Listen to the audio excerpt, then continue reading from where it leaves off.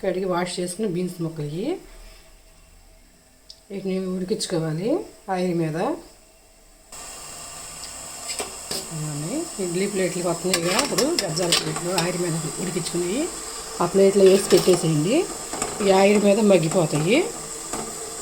వంకాయ beans fry చేస్తున్నాను curry. ఇదిగోండి ఫ్రై చేసిన గుత్తి వంకాయలు. ఈ గుత్తి వంకాయలు స్టఫింగ్ చేస్తాయి కారపొడి, శనగపప్పు, ఎల్లుల్లిపాయ, జీలకర్ర, ఉప్పు, కారం, పసుపు, కొంచెం ఎండు కొబ్బరి ముక్క వేసుకుని పొడి చేసుకోవాలి. వేపిన ముక్కలలో స్టఫింగ్ చేసేయటమే ఈ పొడి. ఇదిగోండి ఉడికిన బీన్స్ ముక్కలు తీసుకుని ఇక కర్రీ చేసుకోవటమే. స్టఫింగ్ చేసి పెట్టిన గుత్తి వంకాయ ముక్కలు ఇదిగోండి ఆయిల్ పోసి పెట్టాను.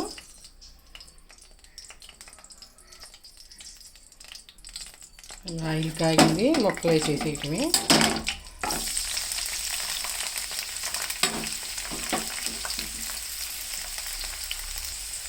వేసినాక గరిటతో అటు కదిలించాలి.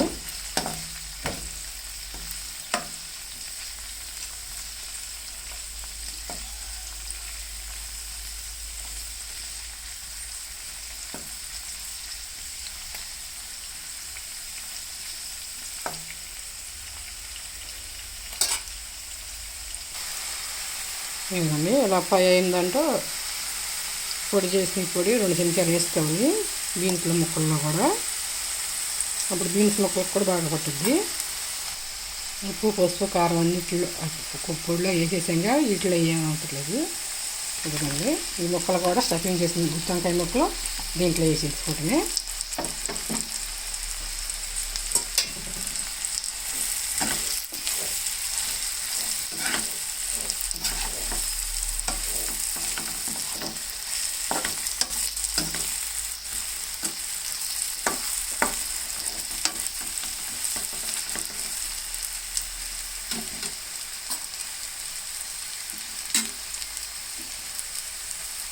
మనం మిక్సీ పట్టుకుని కారపొడి ఉండగా ఇది కూడా రైస్లో కలుపుకోవడానికి బాగుంటుంది. కారం వేసుకోవచ్చు ఎక్కువగానే మనకు సరిపడా.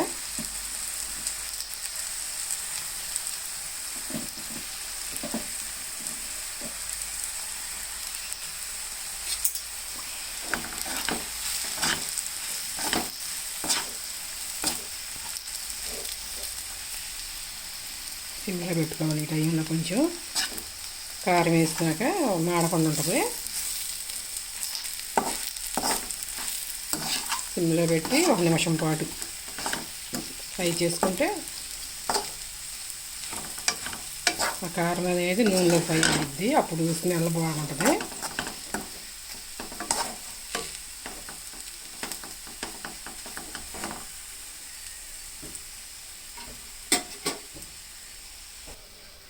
ఇలా వేగిన కొంచెం కొత్తిమీర పైన చిమ్ముకోవాలి.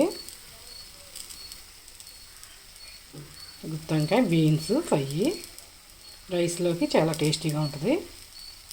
ఇదిగోండి గుత్తి వంకాయ బీన్స్ ఫ్రై రైస్లోకి